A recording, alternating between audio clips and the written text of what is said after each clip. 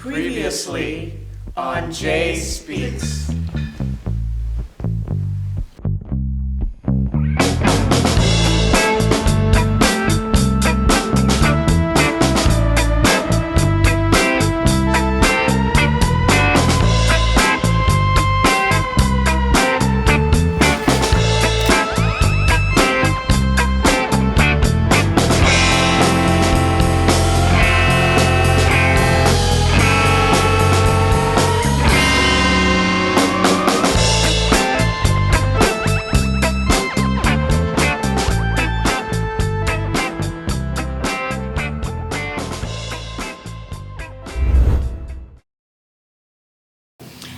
So the community was very self-reliant and very self-sufficient, and that we took care of each other within the community.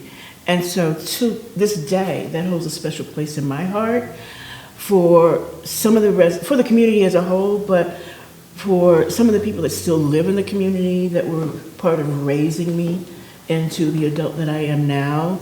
I feel a duty and need to look out for them. I feel a duty and need to uphold the legacy of the community as gentrification comes through, because we are small, and so that people don't go married more who, married more what. You know, I want people to know the origins of this community, the people who lived here, who built this, and what their visions and dreams were for this community and for each other as a whole. Check out today. The Merrick Moore Community, a legacy of resilience, heritage, and empowerment.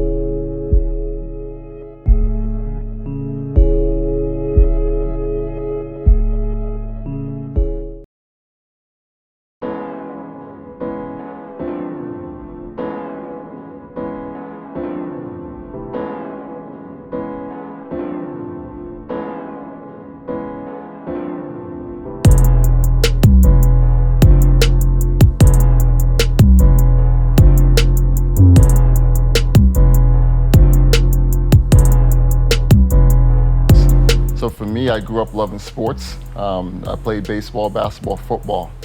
And as I've gotten older, I found that my passion for sports helped me academically, right? With numbers.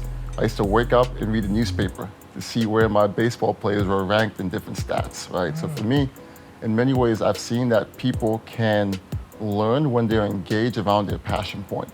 So at GameFlo, we're all about, let's say, what's someone's passion point, right? Let's help them learn through that. How do people learn the best? Through games, right? People play games all the time. So let's marry passion point and game, and from that point, make learning be very much seamless, also very much interactive, and let's get off the screens. I think screens have been linked to depression, anxiety, lots of negative outcomes in young people. So let's find ways to get people off their screens and getting back to being face-to-face, right? Making eye contact, smiling, talking through problems, trying to go back to how we used to learn before, while still knowing that we can stay cool and hip with things which people care about.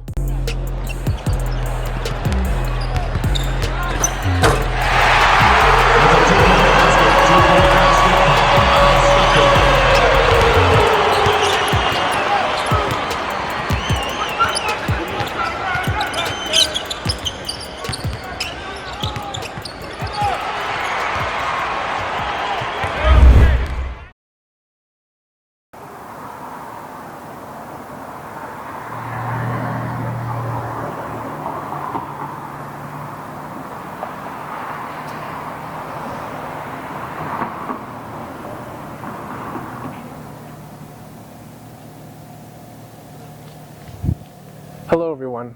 For those of you who are new to my channel, welcome. And for those of you who are subscribed to JSpeaks, thank you so much and welcome back. As you know, it is my mission, it is my passion to bring to you all conversation topics that are positive, motivational, educational, and informational.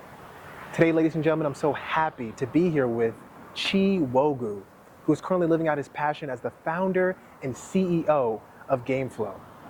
Chi is passionate about sports, education and mentoring, and innovation. And through GameFlo, he's able to tap into all of his passions and more. GameFlo is a community-based company creating wholesome ways to connect for people of all backgrounds. Chi and his team are on a mission to creating healthier alternatives to screen time, all the while nurturing imagination and making learning fun. And the company has been quite successful in doing just that since the release of their flagship product, Pickup, which is a collection of fun, sports-themed card games that will increase your understanding of STEAM-related topics. The company has already launched Pickup Basketball, which currently sits on the shelves of 1,700 Targets and also sold on Amazon, and will soon launch Pickup Soccer. Not only that, the company plans on releasing a comic book version of Pickup Basketball this year, and a digital version of Pickup Basketball is in the works. Ladies and gentlemen, please sit back, relax, and most importantly, listen. And hopefully after today's episode, you understand for yourself how Chi's discipline and entrepreneurial spirit is truly unparalleled as he's reshaping learning through educational, imaginative, and culturally relevant games. So, Nwogu, how are you? I'm doing great, John. How you doing? I'm doing very well. How have you been? How's your day?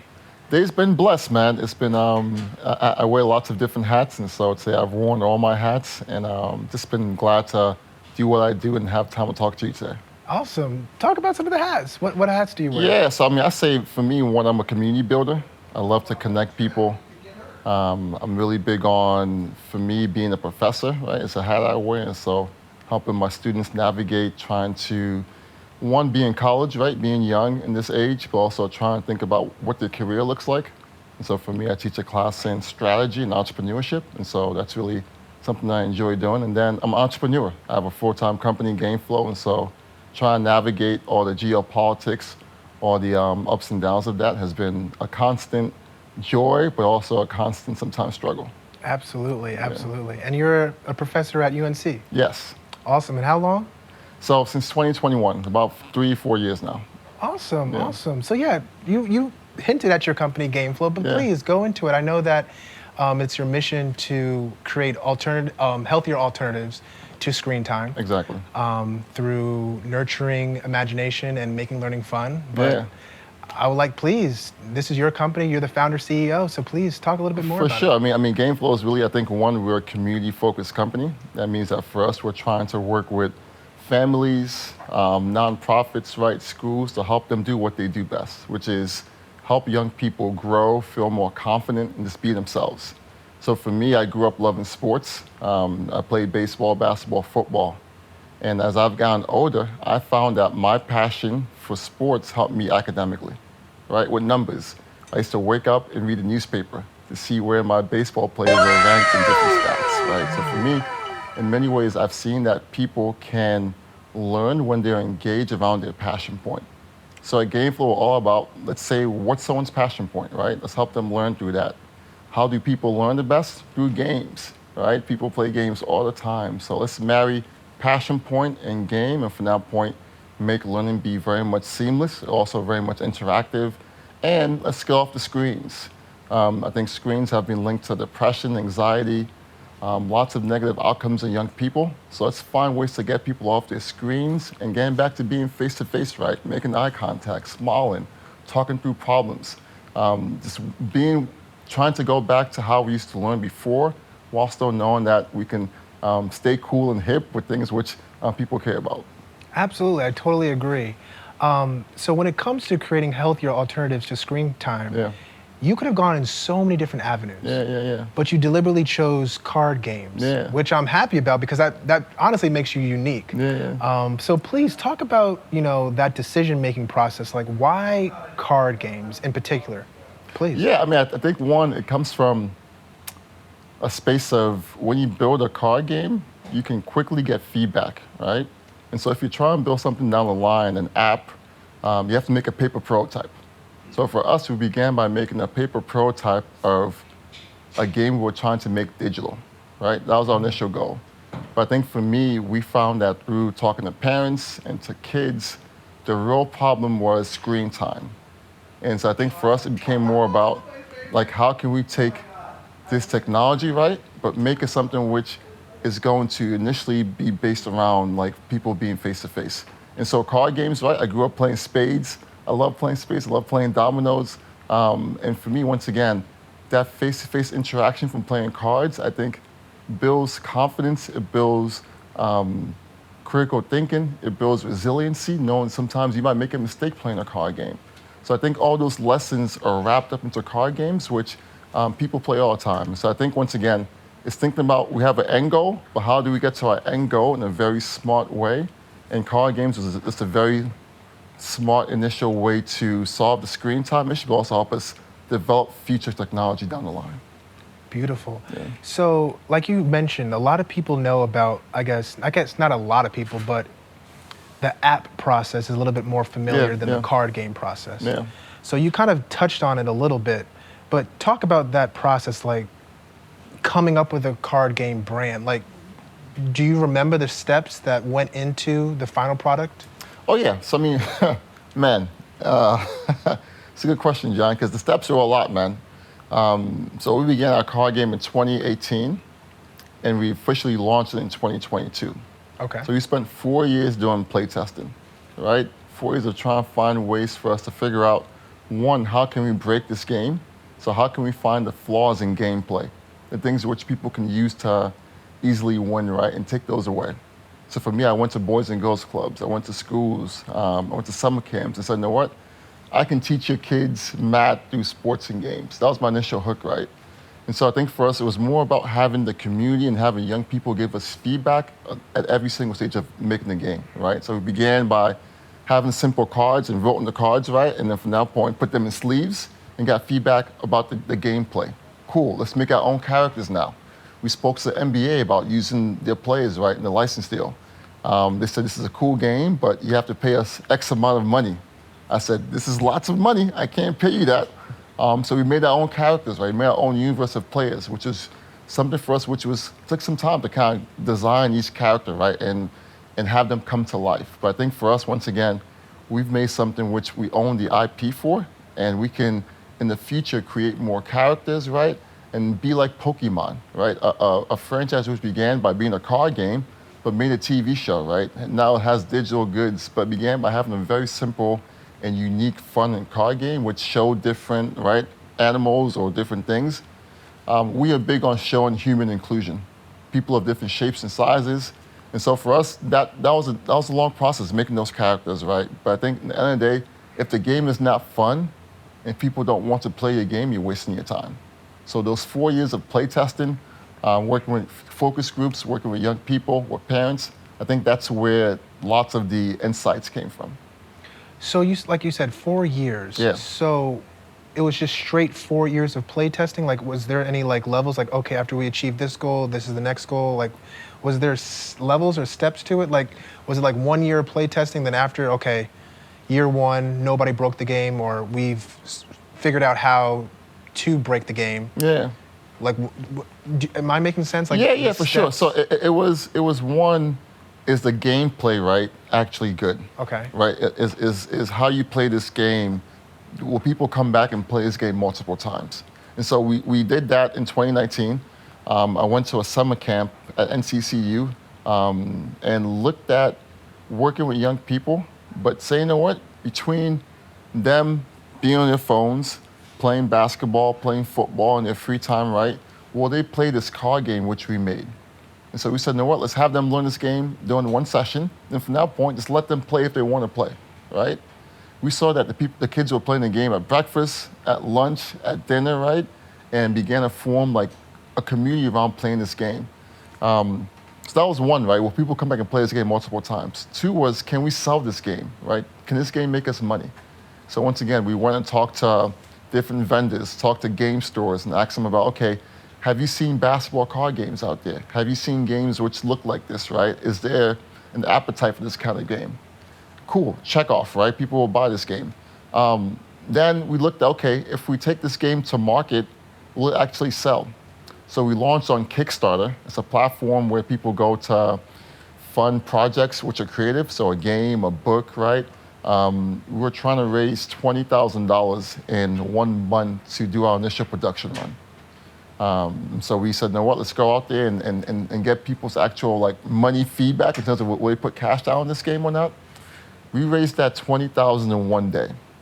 And so once again, that was something we said, you know what, cool, right? The gameplay is good. There's a market for this, and people will actually pay for it. All right, cool, check. And that was in 2021, right? So I think really, for us, once we got that validation from the market that people will pay for this game, we then went on from that point, produced it, got a big partner in Slam Magazine, a huge basketball name, and kind of worked with them, and from that point have been just building, stacking wins from that point on. Wow, congratulations. Yeah. Thank you. You kind of breezed through all of those accomplishments, but that is really impressive. 20,000 in 1 day. Yeah, appreciate that. So was this just you on the ground? Or? No. So yeah, talk about your, talk about For your sure, team. our team is phenomenal, right? I have 2 co-founders. One is my best friend, Ian. Met him in college at Brown University. We actually became best friends while playing spades, a card game. Wow. We played spades all the time freshman year, right? And it was me and him and a few friends, but we bonded playing that game, right? And created this really tight community playing spades. He's a software engineer, and so he's like the hacker. I'm the hustler, right? I'm the one out there doing sales. He's actually in-house building, thinking through how we develop our products. Then we have Saida, our COO, who's a phenomenal woman. She's a huge gamer. And for her, right, being a female gamer, there are not that many people in gaming who are women. And seeing characters in games which are women and girls is something which she's very passionate about. And so for us, it's storytelling, right, about our brand, our why. She's really big in helping us tell our why story. Then we have a designer who designs our cards, our logos, our box. We have an illustrator who's based in Argentina. We have a few consultants who help out in terms of retail and game design. So our team is nimble, but very strong in terms of knowing how to be creative and think outside the box. And you met all of these individuals from 2018 to 2022? Yep, for sure. So 2018 brought on my co-founder Ian initially to kind of help me think through initial steps. Brought on Saida in 2020 during COVID. And then we've kind of have mixed and matched different interns and staff members in our team. Beautiful. Yeah. So you talked about in the beginning a little bit about how you were inspired to start GameFlo. Yeah. Did you have any outside inspiration besides yourself, or was it strictly you? Did you have somebody, I don't know, an entrepreneur that you looked up to, or I don't know, maybe a family member or someone close to you that inspired you to embark on this entrepreneurship journey? Yeah, I mean, I think for me, I grew up with a family of 7 kids. So I'm one of 7, right? Wow. And my mom was a full-time nurse. My dad's a full-time pastor. So my dad wasn't getting paid, right? My mom was being paid, but that one pay was supporting 7 kids. And so early on, I've learned that you have to be resourceful in order to kind of get through life. And so when I was 8 years old, well, actually 9 and a half, I became a paper boy in my neighborhood, right? And the lesson I learned with that was that you have to keep your customers happy, right? You have to be consistent in keeping them happy. What does that mean? I woke up early every morning at 5 o'clock, right? Roll my papers up, and I will put the papers at their front door. Not in the bushes, not like on the staircase, at their front door, right? So I think for me, in many ways, I've learned that if you want to do something, you have to do it in a very much entrepreneurial way. You have to be resourceful, you have to be customer focused. But I think in terms of mentors, when I came to business school at UNC, I had a mentor. Her name is Phaedra. And she's an AI expert.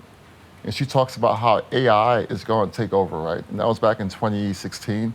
And we talked about how even with AI taking over, there are certain skills which people need no matter what. Critical thinking, decision making, right? How to break down problems. So for me, I think our convos about the future of work, about the future of AI, made me say, we can't let skills like decision making and problem solving and critical thinking go down the wayside. We can't let people like me and you who are black and brown fall behind in terms of knowing the skills they need to have, right? So I think it was that call to action of knowing that technology is coming and is going to really change how people interact and how people move. Maybe we say, let me build something which can be in this space and help people learn skills without having to be tied to technology, right? Of course, tech is going to be involved in the future, but how do we, at a core standpoint, help people connect and learn, right, without technology? And so I think our combos back in 2016, 17, right, about the future really made me say, how can I help solve this problem in my own way, and how can I do it for people who I care about? And do you believe that AI and just people's yearning for technology will create some type of problem with pickup or GameFlo No. as time goes on? Yeah, I mean, so for me, I think technology is always going to be here, right? I think Always. we've seen that with cell phones, right? Like, 20 years ago, no one has cell phones.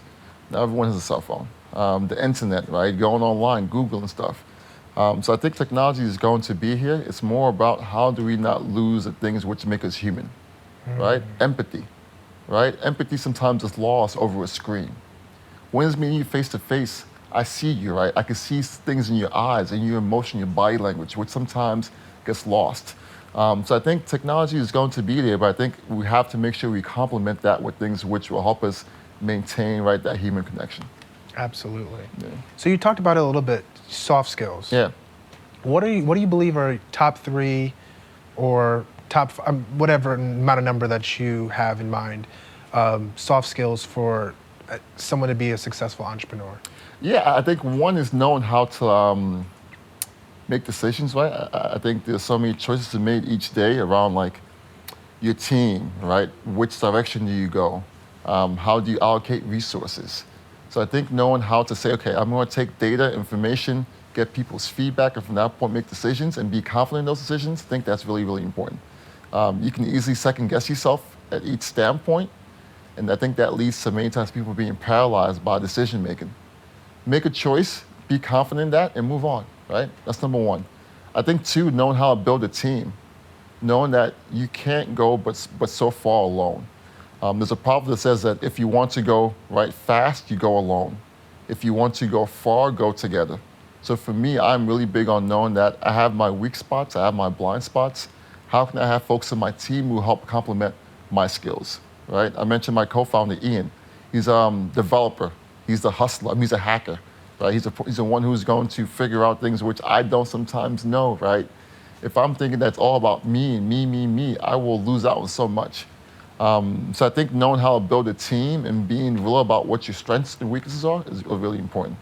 I think last one is probably knowing how to pivot, right? Knowing how to say, I had an idea initially. This idea can change and take shape, right? It can form and move.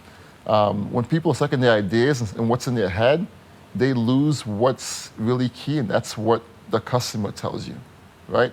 I build based on what customers tell me, right? I built based on what parents tell me, what kids tell me, what I learned from teachers that right, screen time is something which is really an issue, but also kids don't want to feel as if they're learning, right? And so if I call this game Pick Up Math Game, that won't work out too well. If I call this game Math Blaster, right, or Math who knows what, that's not gonna work out well.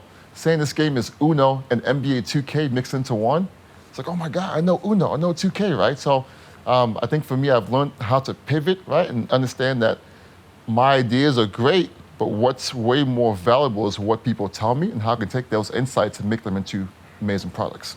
Absolutely. Your game is not about you.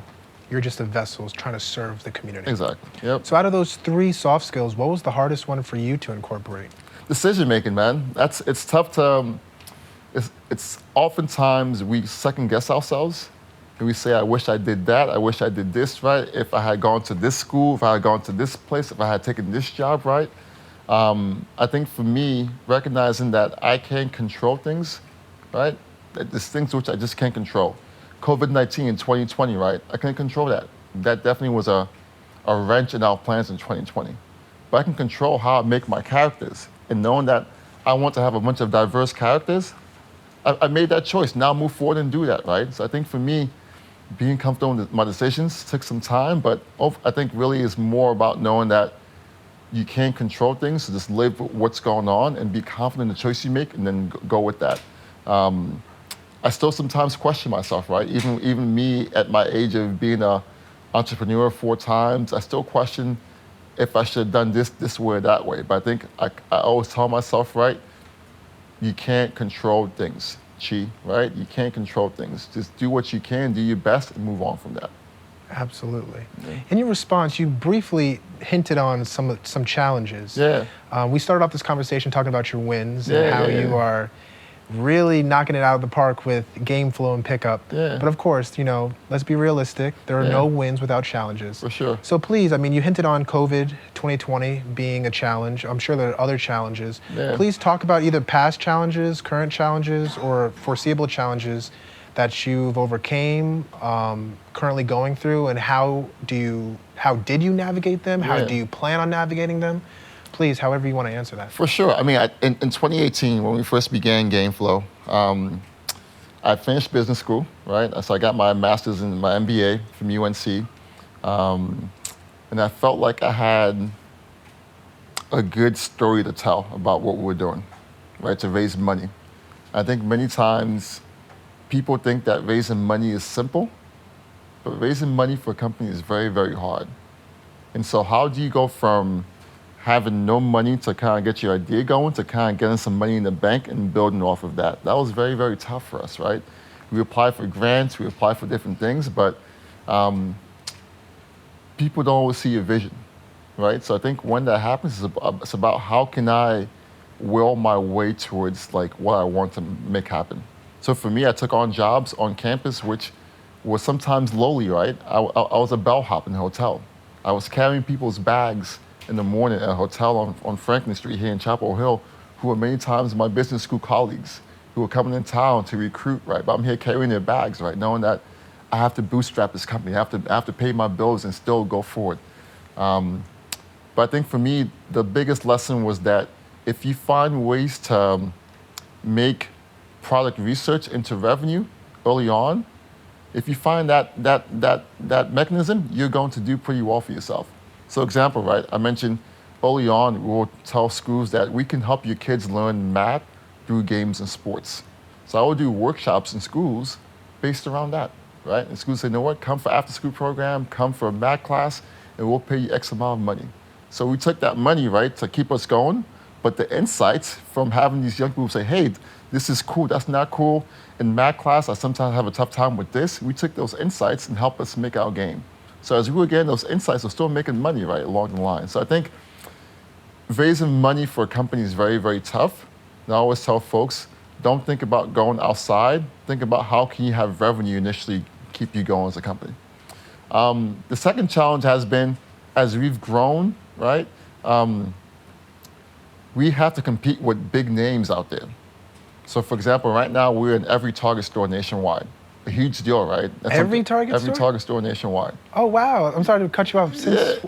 Because I saw online it was 1,700 Targets. Now it's 1,800 Target stores, yeah, 1,800. Congratulations. It's big, right? It's a huge deal. It's something which took us, once again, from 2018 to 2024 of working on that, right?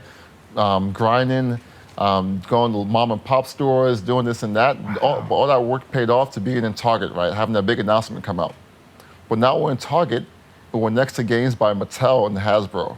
We're next to Uno. We're next to Monopoly. All these huge titles which have like years and years and years of like consumer equity and brand equity, right? So how do we have this game, our game, stand out in that crowd? That's been tough for us. That's something which we're still trying to figure out each day. How do we take our small marketing budget and compete against this huge budget with Mattel and Hasbro? So I think it's once again, it's more about how can you be creative and be nimble and be smart and build through community and have people once again support us based on our mission and then have our mission help us get into the right doors. But it's definitely a challenge, right? When you have to see your budget being this small and seeing their budget be this small and say, how How do I make this happen, right? But that's part of the work, figuring out those things. Wow. So I know that you're still going through the challenges of competing with companies that have a bigger brand market. But how have you dealt with that? I would think like something that comes to mind would be like product placement. So I guess strategically placing your card game next to Uno, like on the shelves. I know that like in grocery stores, like I guess certain brands or companies, they like reserve. For sure, they buy up. I'm not educated enough to talk about that, but is that the same thing for card games? Or? For sure. So in many ways, shelf space is very, very big, right? Shelf space, okay. We've been blessed enough to have Target like put us on display, for example, for back to school.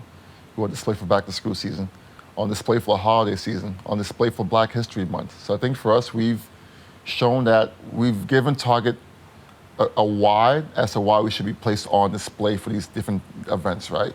But beyond that, I think it's been more about how can we place pickup in communities, at Boys and Girls Clubs, at YMCAs, right? So therefore, like, as people come to these places, they say, you know what, this game is pretty cool. Hey, Mom and Dad, I played this game called Pickup at Boys and Girls Club after school today. It was really, really fun. Can we go buy this game? Hey, Johnny, I played this game with Sally and Susan last week. It was really fun, right? So I think it's more about placing the game in places where people care about these things are going to be at, right? So if we're trying to talk to parents of kids who play basketball, going to AAU basketball tournaments, right? That's a bunch of parents who sit there all day long watching their kids play basketball. We come and talk about pickup, how this game helps their kids mentally, also helps them with decision making, and helps them think through basketball and manage their emotions. That's our secret sauce, right? Going where our customers are at and knowing that we can be nimble and smart about that. Of course, the big companies do that too, but the big companies don't go in the way we do and really try to do things from a very genuine and community-like focused mindset, right? So I think that's been our go-to, but to your point, right? I mean, I would love to have LeBron James and Steph Curry play pickup, right? But that's tough. That's gonna cost me lots of money. If I have LeBron James's foundation, right, get pickup and play pickup with their kids, that's also value. Steph Curry's foundation playing a game, that's also value. But it saves me a bunch of money having to pay them as a endorser or as an influencer.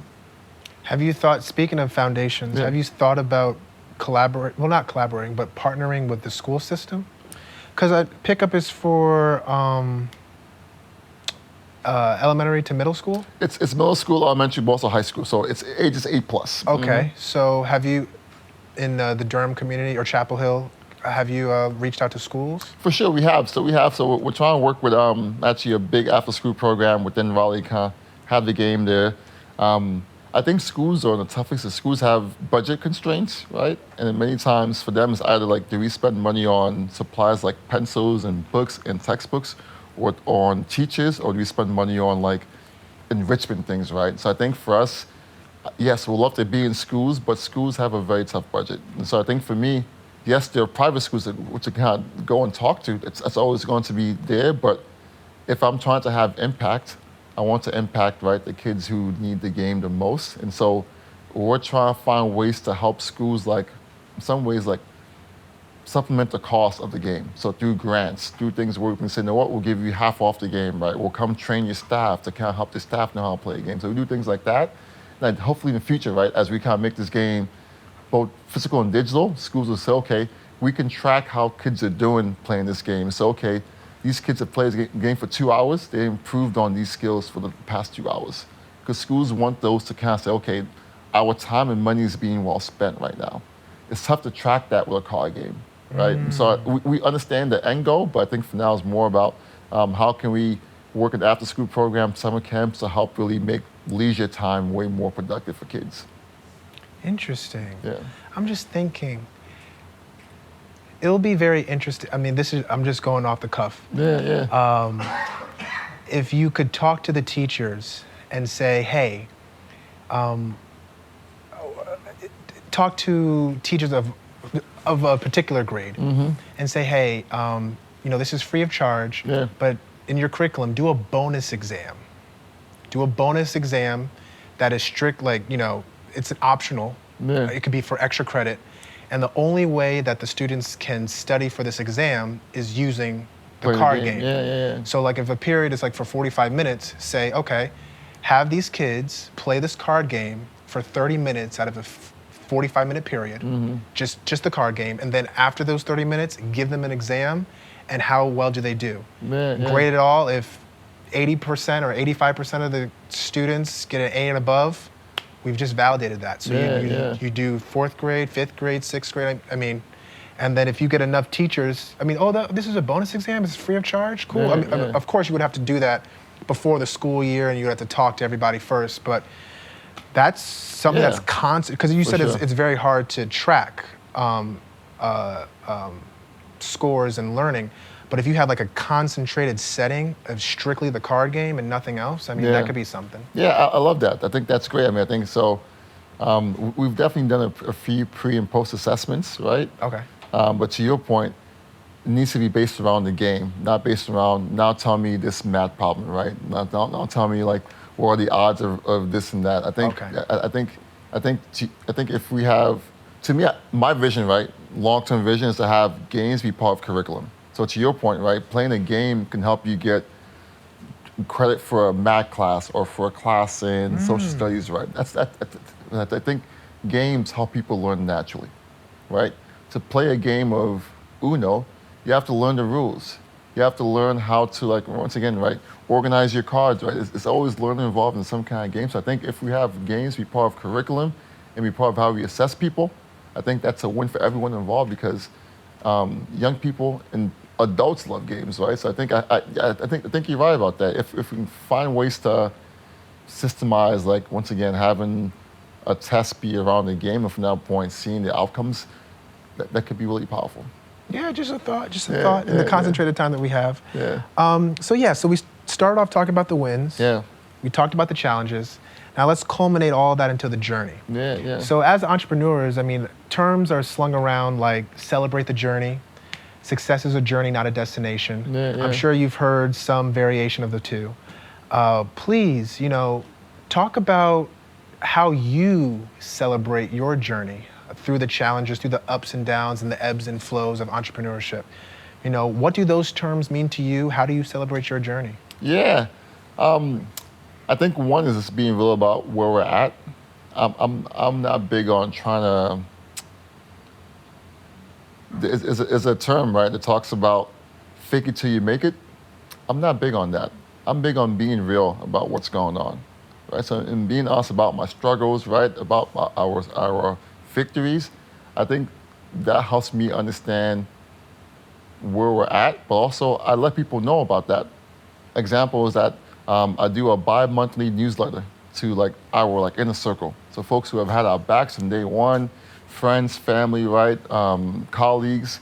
And with that, I say, here are our wins and here are things we need help with, right? And so every 2 months I kind of talk about that. And for me, in many ways, I sometimes can always recognize how far we've come. So having that note go out to people, they say, oh my God, Chi, you guys have done a lot these past 2 months.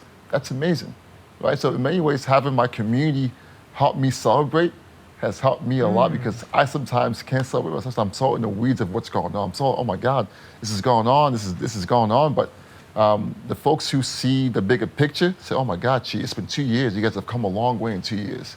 Be proud of that, Chi. Celebrate this small victory, this big victory, right? Like I casually mentioned Target, right? And casually. So casually, but to me, once again, it's something. It's huge, right? It's huge to be in that store. Just as any brand, whether it's a Black-owned brand, a brand that began very community-based, right? Began from scratch. That's a huge win. So I think people like you, my friends, family, help me celebrate my wins. Yes, and to go on to your point about taking a step back and realizing all that you've accomplished. Yeah. I like to talk about it or describe it as like writing an essay. Like when you're writing an essay, like that's like entrepreneurship. Like that is your goal, that is your business, that is your plan. You're writing your essay. Yeah. And sometimes it's hard to, find grammatical errors or stuff like that within like the actual essay, because it's, you're the one who's writing it. But when you give it to somebody else, like, oh wow, this is beautiful, this is great, and you're just like, oh really? Like this is just about me. But I mean, That's spot on. Exactly. I think that's a fact, right? I mean, I think I was working with someone 2 weeks ago, right? And they wrote this beautiful like document, which they like spent time going through. And I looked at that document, I'm like, this is really phenomenal, right? But I quickly saw one typo in that document, right?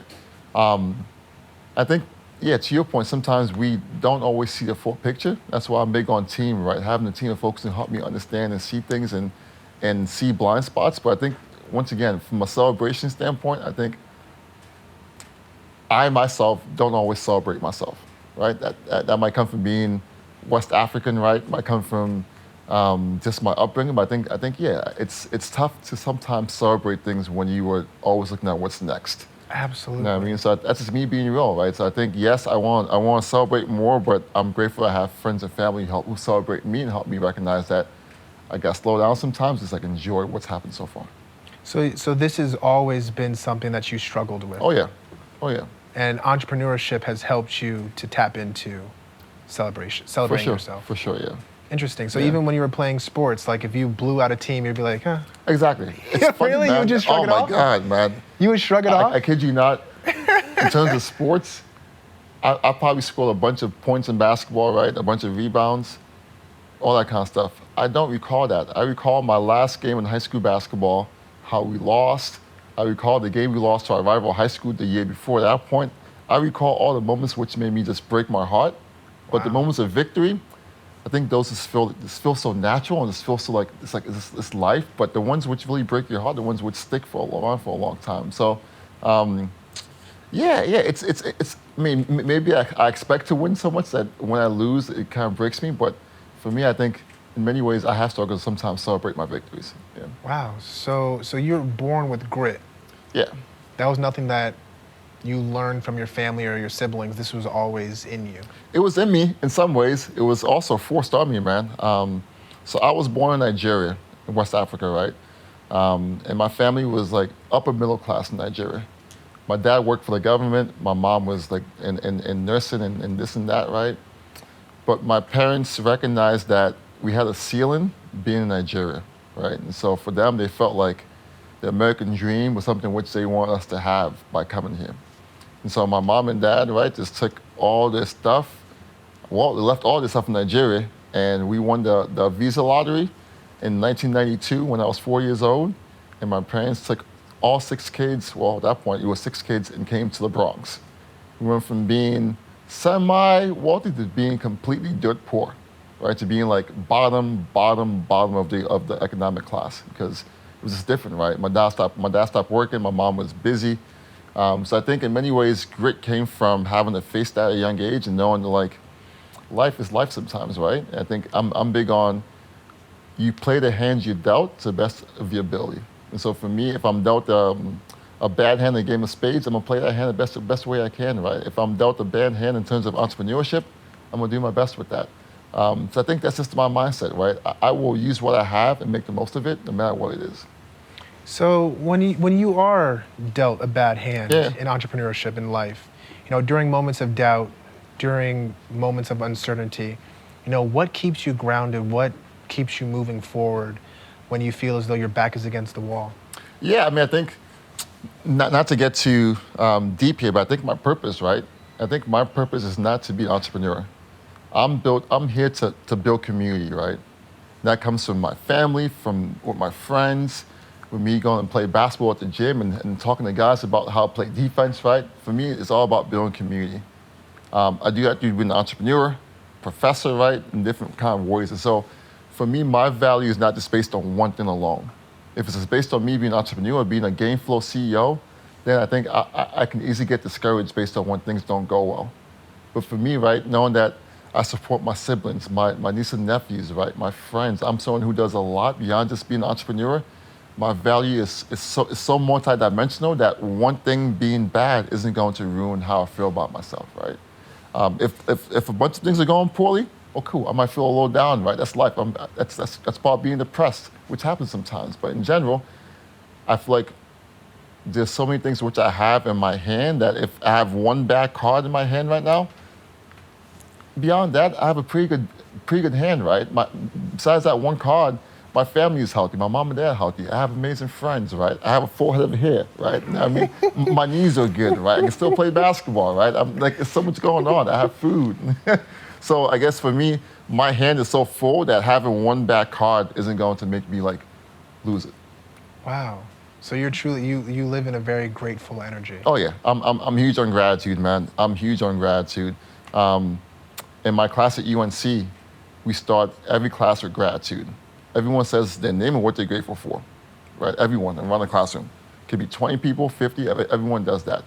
And for me, I found it to be something which, one, gets people talking and gets them more comfortable in the class, but two, just in life, right? If we have that idea that all things, right, can be something which you're grateful for, right? This chair right here, right? My shoes, these socks I'm wearing, right? Seeing your face makes me grateful.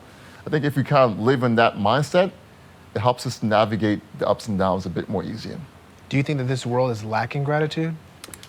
I think sometimes we compare too much and we want what people want, that we forget that we have so much already within us, right? And so I think social media and the need to look at likes and this and that and views and how people look at us, right? I think sometimes we forget that we have what we need internally, and that looking outward sometimes makes us weaker and makes us sometimes in our heads. And for me, I've dealt with that, right? I've dealt with depression, anxiety, things which have come from me sometimes being too much in the space of saying, you know what, I'm this age, people at this age have done this already. Why am I so far behind, right?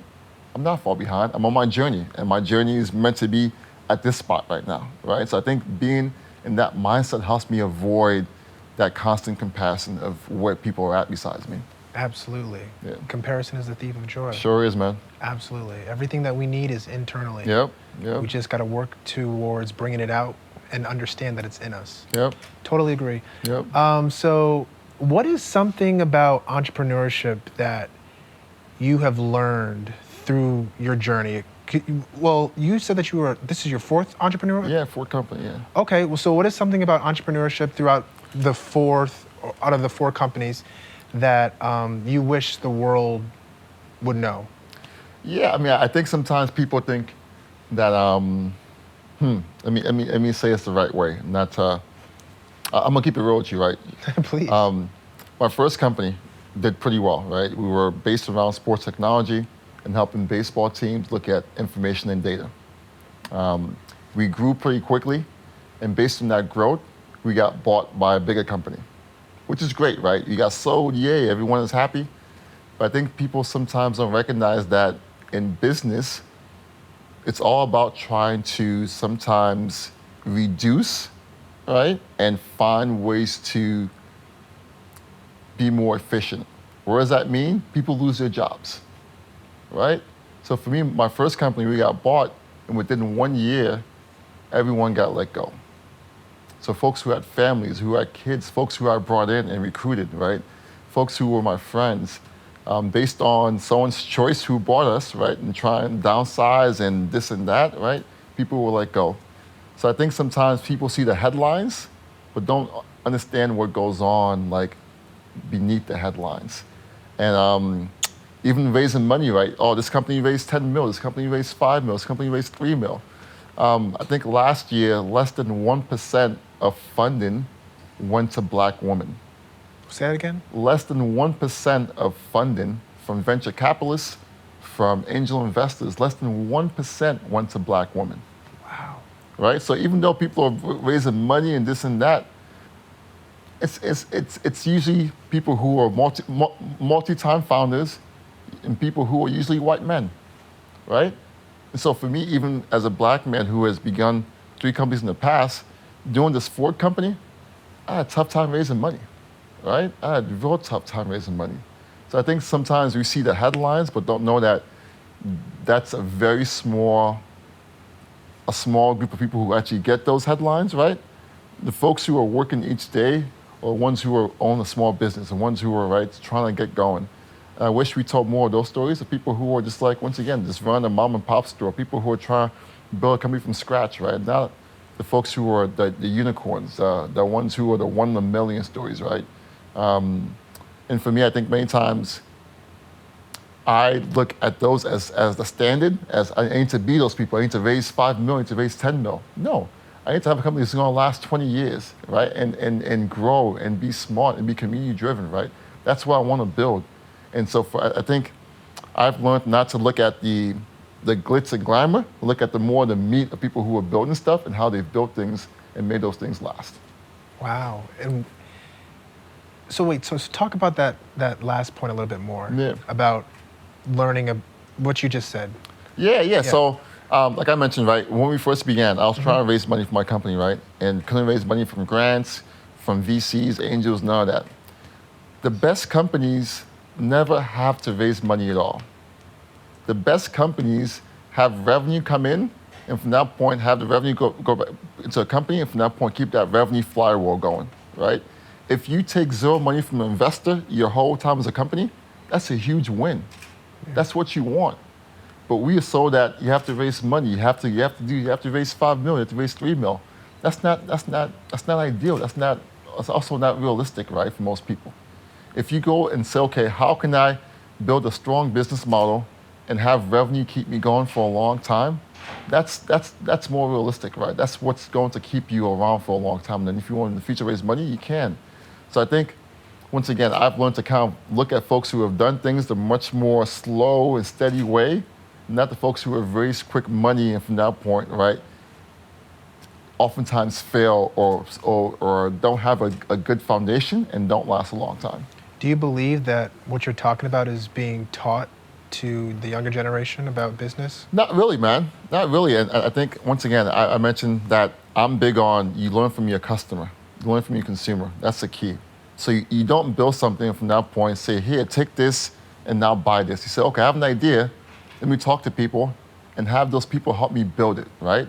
I had people help me build Pickup, right? And before we actually went to market, we knew that there was an appetite for that and people actually wanted this game.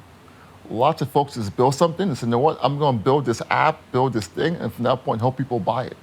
That's all backwards, right? That's completely backwards.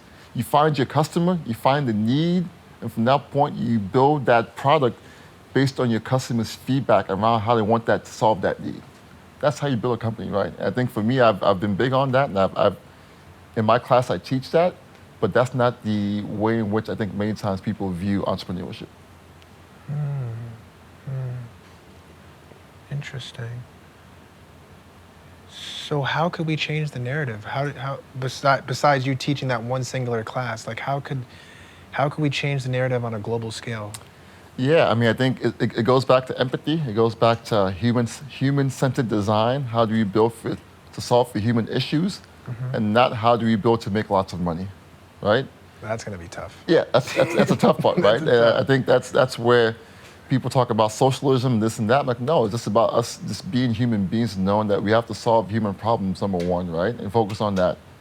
And if we do that, then things will be okay. For me, I'm not here to get rich, right? If I was trying to get rich, I'll do a different company. If I was trying to make lots of money, I'll do something different, right? I would do a different tech venture, right? I want to have impact. I want to change people's lives. I also want to make money as well. That's completely fine. But for me, the impact comes first. The money is there, but the impact comes number one. The human lives comes first. Absolutely. Yeah. And that goes into my next question. Talk about a moment, a singular moment or several moments within your entrepreneurial journey that, reaffirmed and made you realize, this is exactly what I want to do. This is exactly where I'm supposed to be. Yeah, I mean, one happened this past weekend. Wow. I went to a basketball game in Raleigh, the Raleigh Firebirds, a professional team in Raleigh, and it was Youth Sports Day. So a bunch of kids come to the game, and we had a little table courtside. This one kid came down from the stands. He walked down. He's like, I saw your Instagram post. Can we play pickup real quick? I was like, yeah, let's grab a seat. Let's play pickup. And we played one time. I beat him pretty bad, right? I'm like, don't feel bad. It's my game. You did well. He's like, let's play again. We played again. I won again. He said, you know what? Can we play one more time? So the fact that I beat him twice, right? He said, you know what? Let's play one more time. That shows resiliency, right? It shows that he actually cared about the game. He actually enjoyed it enough to want to play me again. But three, I mean, he didn't touch his phone not once in that half an hour. We just sat there and we talked and we just had a good conversation, right? As someone who had this man for the first time. So for me, once again, in my mission, the mission is to help people connect, right? And have imagination be spurred on. So for him to sit there and play and be engaged and lose, right? And then want to play again, it made me say, I'm doing the right thing here, right? If that one person walks away from this saying, you know what, I feel good about myself, that's a win for me. So I think each time I work with young people and they play my game and they walk away saying, this is pretty cool, I enjoy this, that's all I need right there, man. That makes me say, you know what, it's all worth it. It's all worth it. Wow, that's beautiful. Yeah. I'm happy for you that you experienced that. Yeah. So curious, are you a big name in Chapel Hill? Like he recognized you. I mean, am I a big name? So, yes and no. I mean, I think for me, once again, as someone who's big on community, I like to kind of plug in and help out where I can. So this space right here, which we're in right now, I joined this space in 2018 when I launched my company. And my company launched through this program called Launch Chapel Hill. But since that point, I've been a Launch Chapel Hill ambassador, a consultant, right? I've done workshops. I've mentored a bunch of folks in this space. So for me, I'm big on, if I'm going to be here, let me occupy space. Let me be someone who's seen and someone who's actually helping to move things forward, right? Chapel Hill has given me a lot these past few years. And so for me, I feel like I have to kind of give back to it the best way I can. And so that's why I'm still here for, right? I could have gone to ATL in New York, but I'm big on let's build something here that's special and show folks they can build from a small place like Chapel Hill, right?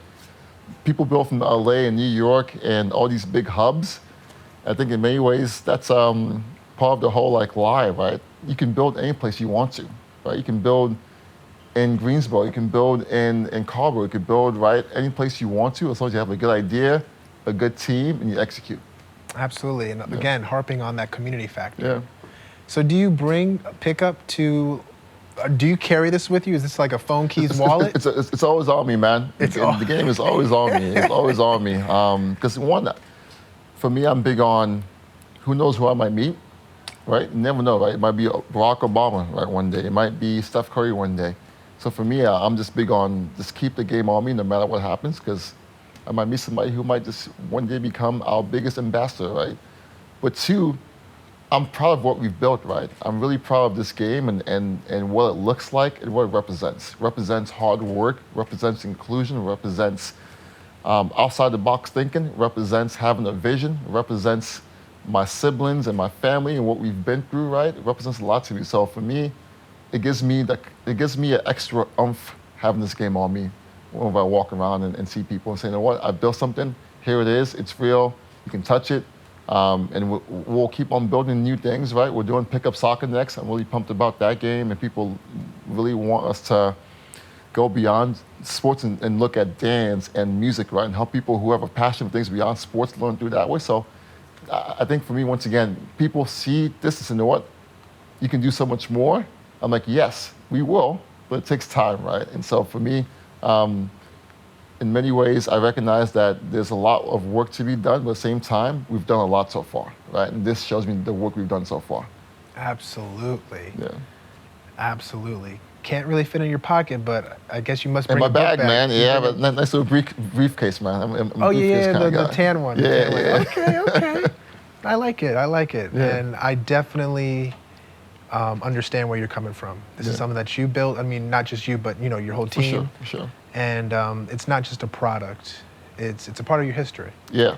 And whenever you're in the community or just anywhere in general, you want to showcase what you're proud of. So totally understand. Yeah. So interesting. So if someone was, inspired by you, I'm sure there's someone out there, especially the kid who ran up to you at that sporting event. Yeah. Someone who was inspired by your entrepreneurial endeavors and wanted to walk in your footsteps. What advice would you give an aspiring entrepreneur? I would say recognize that nothing is perfect, right? It's all about progress. And so each day, just make progress, right? Recognize that I look back at things which I made in 2018, even like things I made last year. I'm like, wow, that looks really, really bad. But I'm like, no, it looked good back then, you just come a long way since that point. So I guess don't judge yourself based on what things look like. Recognize that you can always do things better in the future, but for now, just get it done, right? Just let people see it, get it out there, right? And get feedback. And I think for me, getting feedback on this game helped us make it something which was community built, and the feedback was really helpful. If we kept this game in our heads and said, no, what was going to launch it at one time, it would have flopped, right? But getting that feedback for 4 years helped us really build something special. So one, get it out there, try it, right? And recognize that it's all about progress, not perfection. Absolutely. So another question that just came up to mind. So out of the 4 businesses that you started, this was the 4th one? Correct. So, the whole feedback and moving slowly and wanting to move correctly and not fast, you must have learned that throughout all of your business practices and now, or businesses, and you were able to incorporate everything that you learned in those 3 businesses into this. For sure. Learned a lot, right? I mean, I think a lesson which I learned from... Yeah, talk about what was 1 or 2 lessons that you learned from each business venture that you now incorporate with GameFlo and Pickup. Yeah, I mean, for my first venture, it was more about, right, once again, recognizing that things don't always seem like what they are. Like I mentioned, we got purchased, we got bought, but in the end, it wasn't really, people lost their jobs, right? So it wasn't the best. The second venture, I learned not to give away money too quickly. So I had a co-founder who said, hey, Chi, we have to hire a lawyer. I need $10,000 for a lawyer. I was like, you know what, cool, let's get this lawyer, let's make it happen, right? So I went and got a loan, gave him $10,000 to that lawyer. That money was never used for a lawyer, right? It was misused in different ways. And so for me, I wish I had spent more time to vet that and so you know what, for now, here's $2,000, let's get some feedback, and then from that point, give the other $8,000, right? I was too quick to act. I was just trying to move too fast. You know what, cool, lawyers, get it done, right? Let's get a loan. I had to kind of slow down, right? And recognize that things were happening, but I was going too fast in that company. But also, I think I recognize that it's all about who's on your team. So pick your co-founders wisely. Pick who was on your side wisely, because at the end of the day, that's a very, very deep relationship. And when that trust is broken by something like someone misusing money, then things fall apart, right? Third company was, I think I learned that you have to, once again, do what the consumer wants. So third company, we're trying to essentially make a LinkedIn for basketball players. So having basketball players have a place which can kind of show their stats and what they've done, right? Which seems cool, but players wanted more around media, right? They wanted video of their games. They wanted to kind of see content, right? It was more about how can we have more content for high school players and for college players. A company called Overtime did that idea, and now they are a huge company, right? But at that point, it was us two, right, getting going. They went the media content route, we went the more data route, right? Which is cool, but that was kind of based on what we were thinking. Now, it wasn't really based on what the consumer told us. So I think, once again, I've learned a lot about you build for people, not just build based on what you think.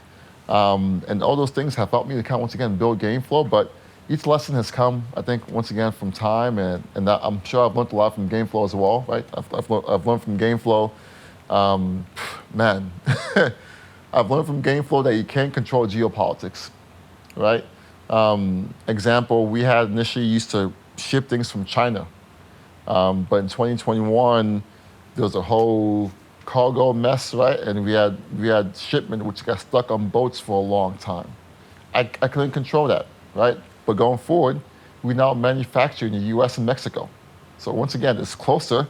So I know that if I make something, it'll get here pretty quickly. It's not going on a boat across the sea to get to me in the United States. So there's lessons which I learn each time. But I think, once again, team and knowing that you have to learn from your customer, or things which I think I've really have reinforced in my head from my past failures. Interesting. And so out of your 3 business ventures, did you take any of your team members in the previous business ventures? Are they currently working? No. So every business venture was a brand new team? Brand new team. Interesting. Brand new team, yeah. Interesting. Yeah. So what is something that you had to unlearn during this entrepreneurial journey that, that you're glad that you had to unlearn because it opened up your mind in a different way or different form, fashion? That's an excellent question, man. I mean, I think, well, one, I've had to learn that things happen like sequentially.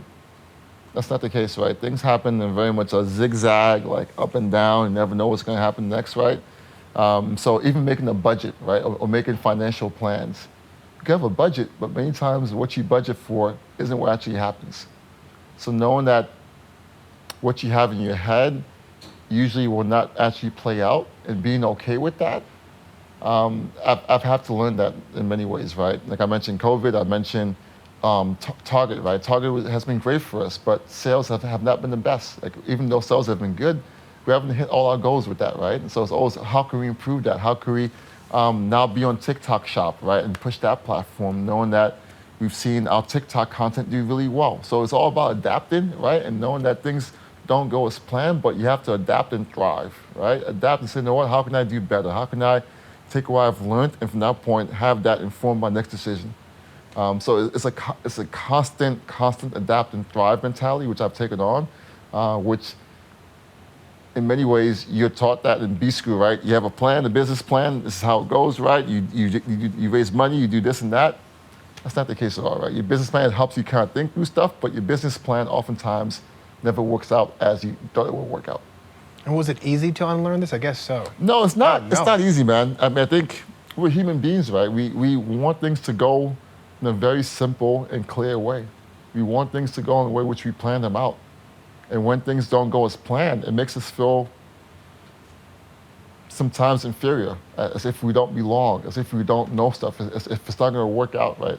It's a mindset of fear that sometimes comes in when your plans don't go the way you think they go.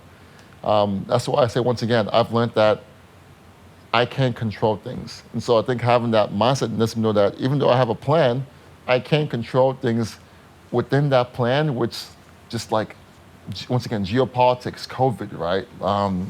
Inflation, the economy going bad. I can't control those things, but those things impact my business plan. I can control like how I build my team. I can control how I spend my day. I can control how I treat people on my team, how I talk to people who are my clients, right? I control those things. And so for me, I spend more time on those things and less time trying, once again, figure out the things which are more big picture, which are on my hands. Interesting. Yeah. Okay, well, my last question for today. Yeah. You know, after this is all said and done, Yeah. and you've achieved all of your wildest dreams that you've just disclosed with Pickup and GameFlo, Yeah. how do you want your legacy to be remembered? How do you want to be remembered? As someone who made people feel comfortable, right, and seen. I mentioned for me, right, I'm a community builder. And that's meant in many ways, even in college, right, knowing that people oftentimes are put in a box and stay in that box for a long time. I'm all about break your comfort zone, right? Go do something which makes you uncomfortable. So for me, even knowing that I'm not a big gamer, right? I play a few card games, but I don't play video games 24/7. But I see the value of games. So for me, making a game was me going outside my comfort zone, right? Me coming to North Carolina from New York City. I'm a city boy, right? I grew up in the Bronx. Coming here to a place that's way more quiet and being here for the past 8 years, that's me being outside my comfort zone. So I think for me, I want folks to know that I push the limits on things, but also made folks feel comfortable when they're around me. I made them feel safe, and I made spaces and things which really promoted inclusion and safety of all people. Beautiful, beautiful, Chief. Yeah. Well, any lasting comments that you would like to share about yourself, Pickup, GameFlo, anything in the future that you want the world to know? Just anything. Yeah, like I said, I mean, what nimble, right? So I think for us, it's all about support, right, in small ways. So I think if people say, you know what, I know a Boys and Girls Club in my neighborhood, I know a school in my neighborhood which could use Pickup, let them know about us, right? If you're on TikTok, go like our TikTok page, right? Go buy our game on TikTok shop, on Amazon. So I think for us, we really want folks to support, but also say, you know what, I'm going to pass this to someone else, right? And help someone else understand the value of what we're doing, and knowing that our mission is all about impact and not about making money, but at the same time, right, we gotta make money and kind of keep on going. So for me, I recognize I have to balance both things. So I think to support us the best way you can, but also recognize that the mission is really big for us. And so in your own ways, right, spend time off your screen with people, right? Take some time on your own and just relax and meditate, right? Talk to someone in a convo for half an hour, look in their eyes and know them, listen to them, right? Do things which make you uncomfortable, and that's part of the general GameFlo mission. Absolutely. Well, Yeah. Chi, thank you so much for your time. Thank you, man. I do appreciate it. Yeah. Your willingness to want to sit down and interview me. It was wonderful learning more about you, learning more about GameFlo, and learning more about Pickup, but more particularly, the why behind it all. And it is truly pure and it's coming from a great place. I feel it. And I truly hope and wish the best for you and your company. I mean, I'm holding it together, but for you to be in all the targets, that's huge. Yeah, it's a blessing, man. Thank you. That is huge. I appreciate that. I know that you say that you like it when third parties recognize your success. Well, I'm here to recognize your success. That is big. I appreciate that. And that is a great foundation for all that is to come. So I hope that you continue to grow. Are you also on Amazon? We are on Amazon, on Target, on TikTok Shop. Oh gosh, great, excellent. Well, I hope you continue to grow to even more platforms, even more stores, and you're able to achieve your dream as well too. Leaving that lasting impact, wanting to build community, and just wanting to enhance the in-person experience. Like you said, you were very proud when that guy or that individual at the game was with you in person, but he was not touching his phone. So I truly hope the best for you, and thank you so much for your time. Thank you, John, and to you, man. Keep going, man. Keep pushing forward. You're doing great work, right? Day by day, step by step. But you got this, man. Thank you so much. Thank you. Thank you. Thank you, crew. You guys are amazing. Thank you. Thank you. Thank you. Excellent.